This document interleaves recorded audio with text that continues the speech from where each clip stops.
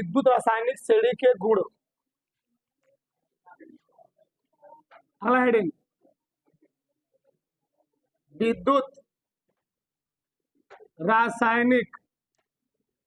अब इसमें तुमको सब समझ में आ जाएगा। विद्युत रासायनिक श्रेणी के गुण।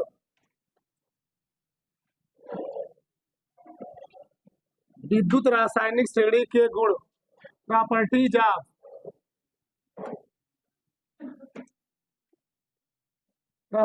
Of electrochemical series. इलेक्ट्रो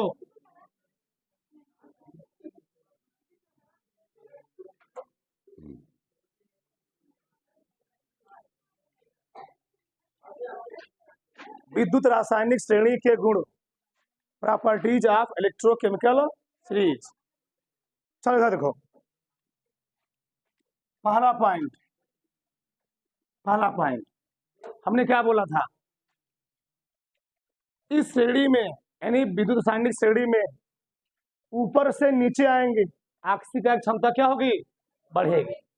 तो आक्सीकरण क्षमता होती क्या है, जिस पदार्थ का अपचयन क्या होता है, ज्यादा होता है।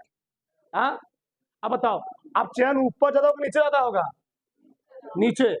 भैया लिथियम धातु है तो इलेक्ट्रॉन को क्या करता है, त्याग करता है। अपचयन नहीं, इससे क्या ज्यादा होगा, ऑक्सीकरण। सोडियम धातु है तो इसका अपचयन क्या होगा, ज्यादा होगा। और जिसका इतना ज्यादा अपचयन होगा उसकी ऑक्सीकरण क्षमता उतना क्या होगी, ज्यादा होगी। देखो पहला पॉइंट, इस श्रेणी में बोलो मत, इस श्रेणी में ऊपर से नीचे जाने पर, ऊपर से नीचे जाने पर ऑक्सीकारक क्षमता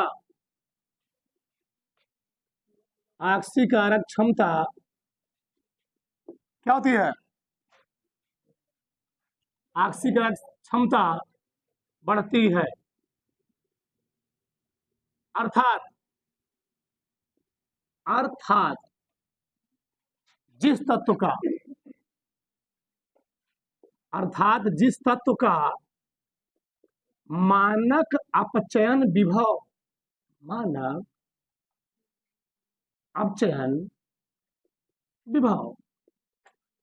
अर्थात जिस तत्व का मानक अपचयन विभव, अर्थात पॉजिटिव चार्ज, यानी कौन सा, कौन सी, धनावेश यानी धनात्मक। ठीक, मानक अपचयन विभव जितना क्या होगा, जितना अधिक होगा वह तत्व उतना ही अधिक क्या होगा, प्रबल। क्या जी, हाँ, वह तत्व उतना ही प्रबल ऑक्सीकारक होगा, पहला पॉइंट है। ठीक, और सबको समझना चाहिए, जिसको ना समझ तुम बोलेगा। पहला पॉइंट समझो, लिखो मत, देखो इधर। चलो हमने क्या लिखा है, हमने रासायनिक श्रेणी कल पूरा बनाई थी, आज उसमें कुछ मेल में तत्व लिखे हैं। टाइम है नहीं, टाइम के दिखते हुए यह देखो, इस श्रेणी में ऊपर से नीचे जाओगे तो ऑक्सीकरण क्षमता बढ़ेगी। ऑक्सीकरण क्षमता बढ़े किसकी, जो इलेक्ट्रॉनों क्या करेगा। अच्छा, ऑक्सीकारक होता क्या है, जो जिस रासायनिक क्रिया में जिसका अपचयन होता है। अब बताओ अपचयन ऊपरा होता है निचवा, ऊपरा धातु निचवा क्या, धातु का अपचयन होता है कि धातु का अपचयन होता है, एक एक चीज समझाने वाले हो आज, बहुत ध्यान समझना। तो अपचयन निचवा होता है, जिसका अपचयन ज्यादा होगा उतना ही क्या होगा, प्रबल ऑक्सीकारक। अब आगे देखो, तुमसे कोई पूछ लिया जीवन में इस श्रेणी में सबसे प्रबलतम ऑक्सीकारक कौन है, क्या नाम उसका, फिर कुछ नाम होगा ना। हाँ, प्रबलतम ऑक्सीकारक, एक एक चीज डाउट क्लियर होगा। प्रबलतम ऑक्सीकारक, तो अभी लिखो मत, रुको अभी समझो। सबसे प्रबलतम ऑक्सीकारक कौन बचा, फ्लोरीन, यस। अच्छा, एक मिनट एक मिनट, सही है। क्या मैं ऐसे नहीं पूछ सकता था इस श्रेणी में सबसे न्यूनतम ऑक्सीकारक कौन है, सबसे कम ऑक्सीकारक कौन है? लिथियम। क्यों? अच्छा, तुमसे कोई पूछे लिथियम ये सबसे कम ऑक्सीकारक क्यों है? क्योंकि ऑक्सीकारक क्षमता उसी की ज्यादा होगी जिसका क्या होगा, अपचयन होगा। तो इसका अपचयन नहीं होता, क्या होता है, ऑक्सीकरण। इसकी ऑक्सीकरण क्षमता क्या होगी, कम होगी, कम होगी ना। तो न्यूनतम ऑक्सीकारक, न्यूनतम ऑक्सीकारक कौन होगा जी, लिथियम।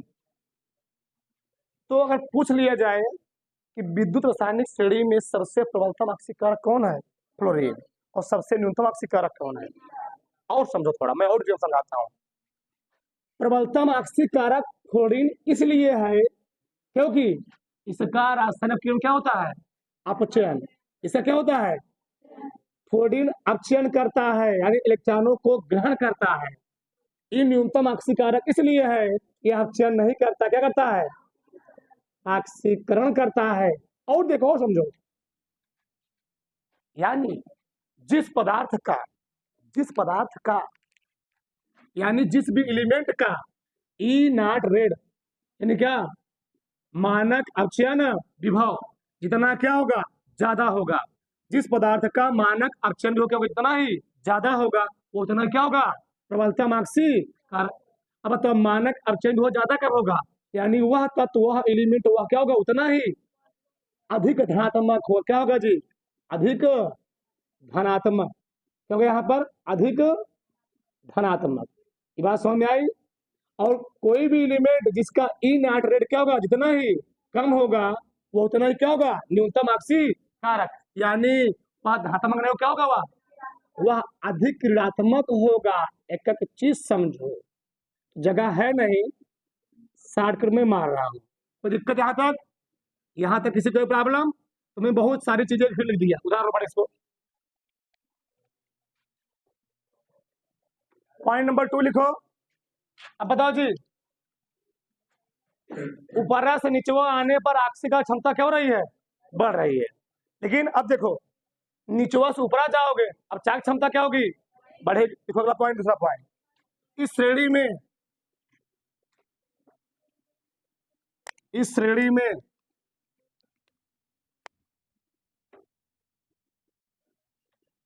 इस श्रेणी में नीचे से ऊपर जाने पर, नीचे से ऊपर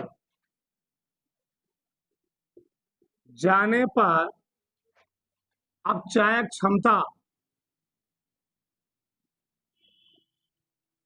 अपचायक क्षमता क्या होती है, बढ़ती है। नीचे से ऊपर जाओगे तो बढ़ती है। अर्थात, अर्थात अर्थात जिस तत्व का, अर्थात जिस तत्व का क्या, मानक अपचयन विभव ई नॉट रेड, मानक अपचयन विभव क्या होगा, क्या जी, जितना कम होगा, जितना कम होगा वह क्या होगा, हाँ? वह तत्व उतना ही अधिक, उतना ही अधिक क्या होगा, हाँ, प्रबल अपचायक होगा, प्रबल अपचायक। अब बताओ, अपचायक किसका होता है, अपचायक किस पदार्थ का होता है, जिसका रासायनिक अपक्रियम क्या होता है, ऑक्सी। एक चीज समझना, अपचायक, प्रबल अपचायक। अब बताओ इधर देखो, अपचायक किसका होगा, जिसका रासायनिक अपक्रिया में क्या होगा, ऑक्सीकरण। अब बताओ, ऑक्सीकरण किसका होगा, धातु के धातु का, ऊपर धातु के धातु, सही है ना। एक एक चीज समझना, अपचायक उसका होगा इसका ऑक्सीकरण होगा। अब ऑक्सीकरण किसका होगा? धातु धातु का। धातु ऊपर के नीचे, ऊपर। समझ आया ना? इसका ऑक्सीकरण होगा, इसका क्या होगा? अपचयन होगा। समझ में आया ना? हाँ, अब यह समझो, तो मैं तुमसे पूछ लूं, इस रासायनिक श्रेणी में सबसे प्रबलतम अपचायक कौन है और सबसे न्यूनतम चायक कौन है? क्लोरीन। आ रहा है ना? आ रहा है ना? लिखो। चलो,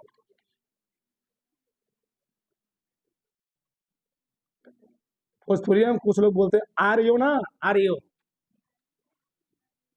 प्रबलतम क्या? प्रबल अपचायक, प्रबल अपचायक कौन होगा जी? लिथियम। ठीक। न्यूनतम अपचायक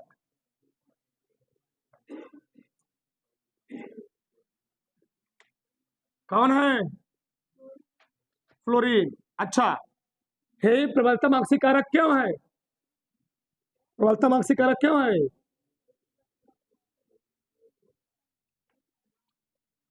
इसका ऑक्सीकरण हुआ है, इसका ऑक्सीकरण हुआ है। ऑक्सीकरण क्या हुआ है?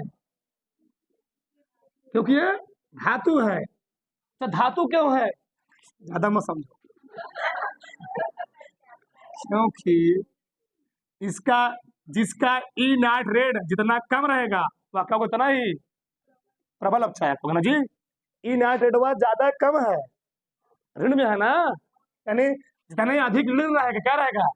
जितना ही ज्यादा ऋण उतना ही अधिक प्रबल अपचायक, यानी अधिक ऋणात्मक। अधिक ऋणात्मक वाले क्या होंगे? प्रबल ऑक्सी, प्रबल अपचायक होंगे। ठीक, आगे लिखे ना। आप बताओ, यही क्या है? इसका न्यूनतम अपचायक क्यों है? इसका अपचयन होता है, अपचयन, यानी इसका ई नाइट्रेट क्या होगा जी? हाँ, जिसका ई नाइट्रेट जितना ही ज्यादा वह न्यूनतम अपचायक। ध्यान देना, एक एक चीज मैं समझा रहा हूं, मैं लिख भी रहा हूं, सब सामने तुम्हारे है भी। यहां तक तुम्हारे मन में 1% डाउट हो, पूछ सकते हो, हम इतने आगे बात करें। किसी के मन में कुछ संशय चल रहा हो तो संशय को विस्फोट रूप में निकाल सकते हो दिल से। चले आगे। हाँ, क्या है समझ में आया? देखो सर, सुबह सुबह क्लास होती है, थोड़ा नहा धो के आओगे तो दिमाग थोड़ा खुला रहेगा। अब आधा मिला मले छुनिए उठे, आंख मले, 2 बार पानी डाल लिए, भगे आए। सरस्वती माई ऐसे नहीं आएंगी। हाँ, आधा मिनट अंगड़ाई लेते हूँ मैं, जब जोर जोर से गया अंगड़ाई लेना देख रहा हूँ मैं, कहा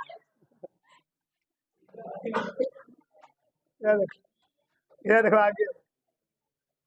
तो हमने क्या बोला? प्रबलतम अपचायक कौन होगा? जिसका ऑक्सीकरण होगा। तो ऑक्सीकरण किसका होगा? धातु का, धातु का। ये धातु है, ऑक्सीकरण हुआ, इसलिए क्या है? प्रबल अपचायक है। ठीक। न्यूनतम अपचायक कौन होगा? जिसका अपचयन होगा। क्या होगा? तो अपचयन किसका होता है? धातु धातु का। धातु नीचे रखा गया, यहां तक कोई समस्या नहीं। अगर लिखो, इस श्रेणी में जो तत्व, इस श्रेणी, इस श्रेणी में जो तत्व हाइड्रोजन, इस श्रेणी में जो तत्व हाइड्रोजन से ऊपर, बहुत प्रशस्त में लगवाएंगे, ध्यान देना आपको। इस श्रेणी में जो तत्व हाइड्रोजन से ऊपर स्थित है, स्थित है, ओ वे तत्व, वे तत्व लिख लो, ओ ना लिख लो। ओ जी, ए जी, आवा जी, क्या था? जानते हुए ना, पत्नी अपने प्यार, क्या पति देव को बड़ा प्यार से बोलती है, ए जी सुनिए, अरे गधा सुन इधर आ।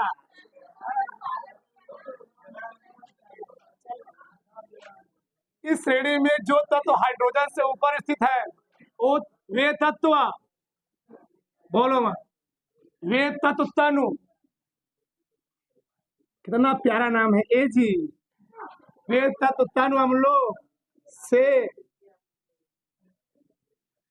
वे तत्व तनु अम्लों से क्रिया करके हाइड्रोजन गैस,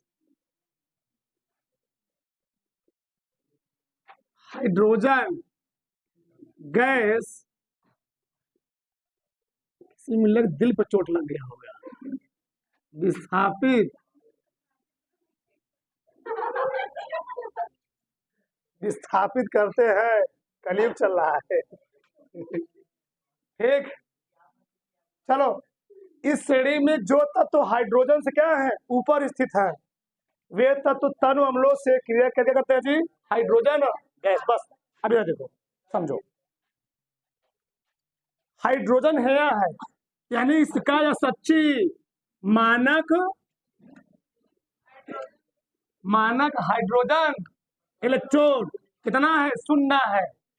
तो 0 ऊपरा जौन होगा धतुआ तत्वा, वह क्या करेगा, अम्लवा से क्रिया करके हाइड्रोजन निकाल देगा, लेकिन जो निचवा होगा वह अम्ल से क्रिया करके हाइड्रोजन निकाल नहीं पाए। समझो, यहाँ से बहुत मेन चीज बताने वाले हैं।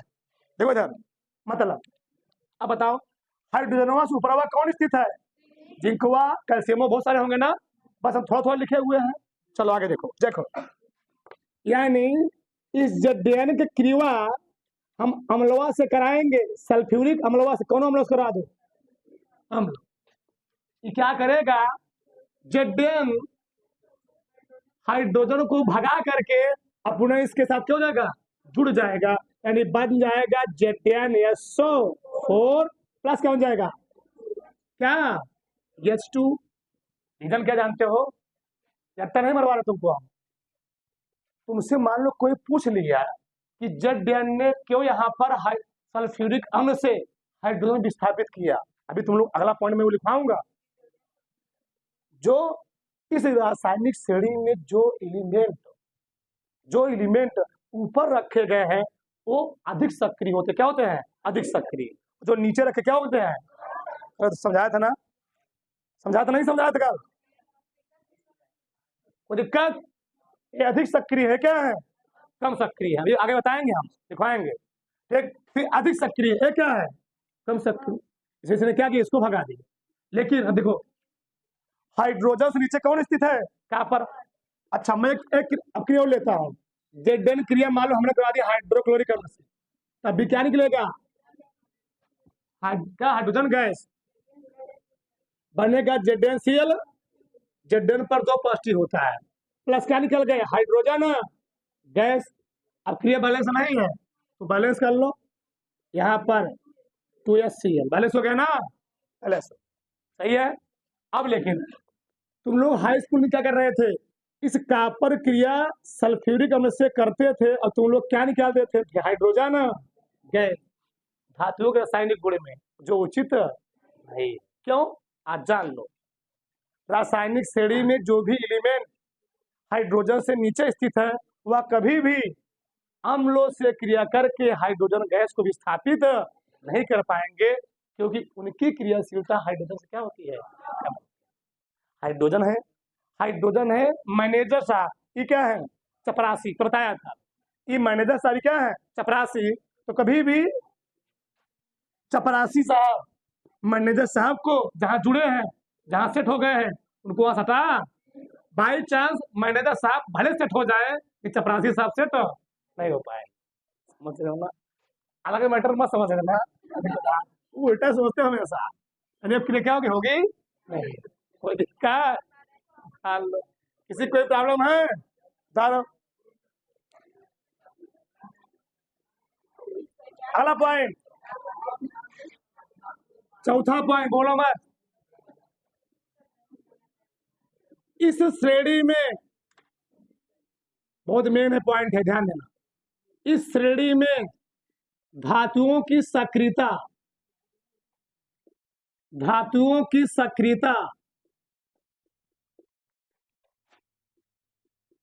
ऊपर से नीचे क्या होती है, क्या होगी जी, बढ़े घटेगी, जाने पर घटती है। सही है ना, गलत है? सही है, तो समझाया नहीं था। इस श्रेणी में धातुओं की सक्रियता ऊपर से नीचे तरफ क्या होती है, घटती है। अर्थात, अर्थात लिखना जरूरी है। अर्थात इस श्रेणी में, अर्थात इस श्रेणी में, अर्थात इस श्रेणी में जो तत्व किसी दूसरे तत्व से ऊपर क्या है, स्थित है, वह क्या होगा, अधिक सक्रिय कम सक्रिय, वह अधिक सक्रिय होगा, वह अधिक सक्रिय होगा। सही है ना? सक्रियता के बारे में कल लिखवाया था, दिखाओ तो। ई नाट रेट जिसका ज्यादा होगा वह क्या होगा, गधा, लिखवाया था ना। ई नाट रेट जितना ही ज्यादा, बोलो मत, ई नाट रेट जितना ही ज्यादा हुआ क्या होगा, उतना ही कम सक्रिय। एक एक चीज समझो, ई नाट रेट जितना ही कम वो उतना ही क्या होगा, अधिक सक्रिय। इधर देखो, इधर बताओ, ई नाट रेट ज्यादा होने का मतलब क्या है, बताओ। ई नाट रेट ज्यादा होने का मतलब क्या है, यानी वह तत्व उतना ही ज्यादा क्या होगा, धात्मक क्या होगा। ई नाट रेट ज्यादा होने का मतलब ही है वह तत्व उतना ही क्या होगा जी, यानी उसका मानक अवचय भी क्या होगा, उतना ही ज्यादा होगा। धात्मक है ना, यानी उस तत्व का मानक अवचय भी क्या होगा, उतना ही ज्यादा होगा। ई नाट रेट कम होने का मतलब क्या है, उस तत्व का, यानी वह तत्व उतना अधिक क्या होगा, धात्मक हो। अब आगे देखो, देखो सर, चलो हमने क्या बोला, मान लो, अर्थात इस श्रेणी में जो तत्व की दूसरे तत्व से ऊपर स्थित है वह अधिक क्या होता है, सक्रिय होता है।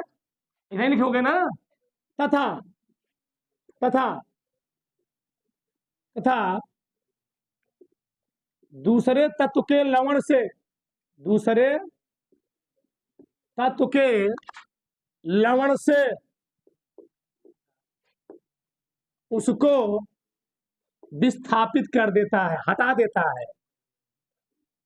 पूरा लिखो ना, आधा लिख के क्या करोगे, आधा अधूरा ज्ञान खराब होता है। विस्थापित कर,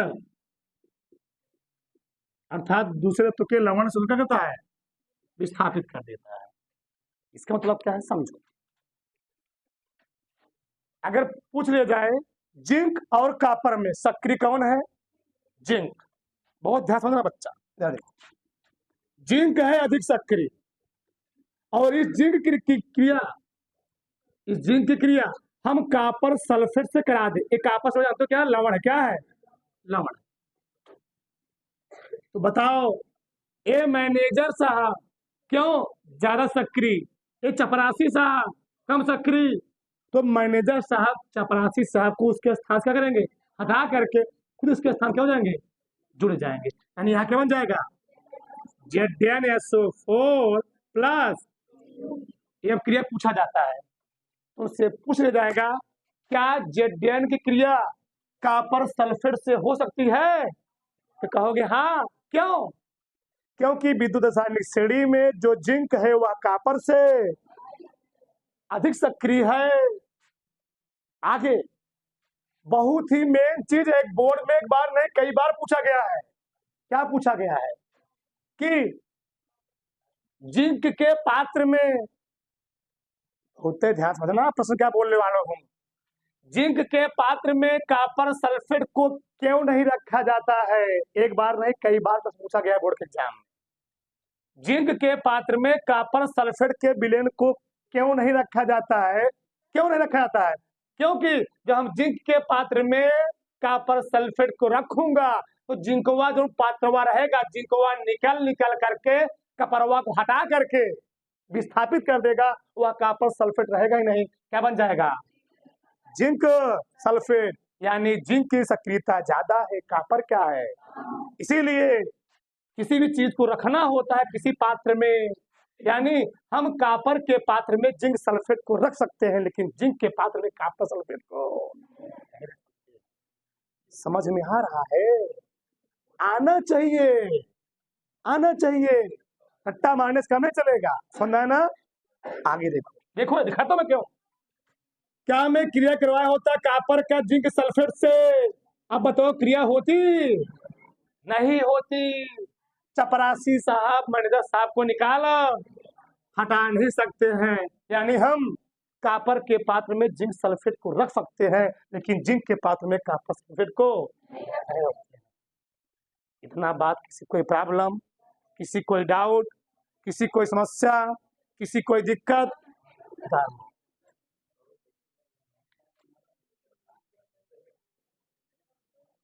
पांचवा पॉइंट, बात वही है लेकिन लिख लो। जिस तत्व का अपचयन विभव,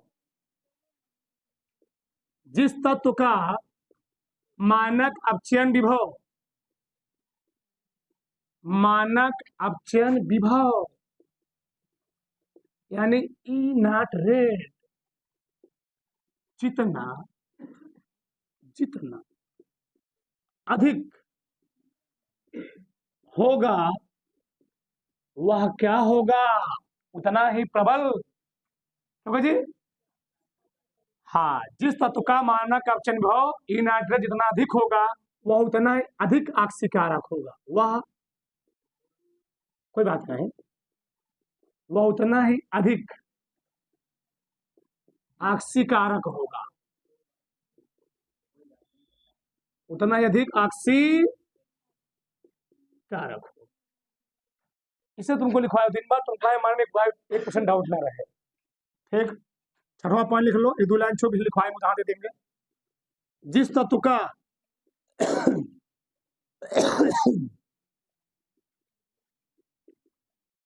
मानक अपचयन विभव, मानक अपचयन विभव यानी ई नॉट रेट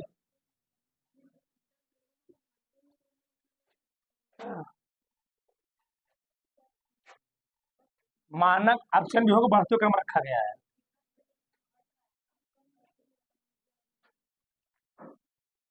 बताएंगे जिस तत्व का मानक अपचयन विभव क्या होगा, जितना जितना कम होगा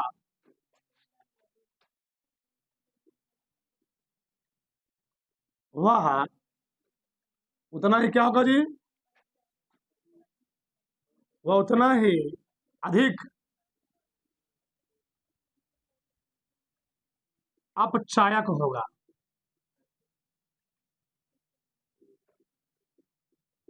सही है ना? कर लो, नो पॉइंट। यहां तक किसी कोई प्रॉब्लम नहीं? मान लो देखो यार, अब चयन विभव जितना अधिक उतना ही प्रबल ऑक्सीकारक। देखो समझो, अब आपको कोई प्रश्न हम दे रहे हैं, कोई मान लो 4 ठो एलिमेंट है, कोई 4 ठो एलिमेंट है, उनको बढ़ते हुए बोलो मत, ए बी सी डी, ठीक, A B C Y D के ई नॉट रेड का मान बोलो मत क्रमशः क्रमशः मान लो हमने दे दिया, अपने मन से मान लो -2.25 प्लस 1.0440, ठीक, -0.76, यहां पर दे दिया -2.80, ठीक है। तो हमने कहा आक्सी कारक क्षमता के, आक्सी, समझोगे तभी समझ में आएगा। अब पेपर में बोर्ड के एग्जाम में 2% फिक्स रहता है इसका 100%। तो आक्सी कारक क्षमता के, आक्सी कारक क्षमता के क्या घटते हुए क्रम में लिखिए, घटते हुए क्रम में लिखिए। तो पहले क्या लिखेंगे, ए बी बताओ, ए बी में ABCD बताओ। पहले क्या लिखा जाएगा, घटते हुए क्रम। जब घटते हुए क्रम खाता पहले क्या लिखते हैं हम लोग, बड़का छोटका, पहले बड़का ना जी, पहले बड़ा वाला। जो सबसे, जिसका आक्सी कारक क्षमता क्योंकि सबसे अधिक, जिसकी आक्सी कारक क्षमता क्योंकि सबसे, अब बताओ किसकी आक्सी कारक क्षमता अधिक होगी, जिस पर जितना ज्यादा पॉजिटिव चार्ज लगा होगा। तो किस पर पॉजिटिव चार्ज ज्यादा है, बी पर। पहले पढ़ रहा है ना, यानी बी की आक्सी कारक क्षमता ज्यादा है, ज्यादा। फिर कौन आएगा, अब उससे जितना ही ज्यादा माइनस उतना ही कम हो जाएगा। अब देखो छोटका वाला, बताओ ये बड़का है, नहीं सबसे बड़का ही है, फिर उससे बड़का ई है, ई क्या है, छोटका है ना, ई होगा। फिर कौन लिखोगे, सी वाला। फिर कौन लिखोगे, ए वाला। फिर कौन लिखोगे, ये क्या लिखा मैंने, आक्सी कारक क्षमता घटते हुए क्रम। आक्सी कारक क्षमता घटते क्रम मतलब ये है, पहले धनात्मक लिखोगे, फिर उससे कम धनात्मक, लास्ट में क्या, सबसे कम यानी ऋणी तत्व। तो सबसे ऋणी कौन है, इसमें सबसे बड़का ऋण वाला कौन है जी, -2.25 2.80। आधा मिले के दावा यही नहीं मालूम होगा कि -1 बड़ा होता है कि -8 बड़ा होता है।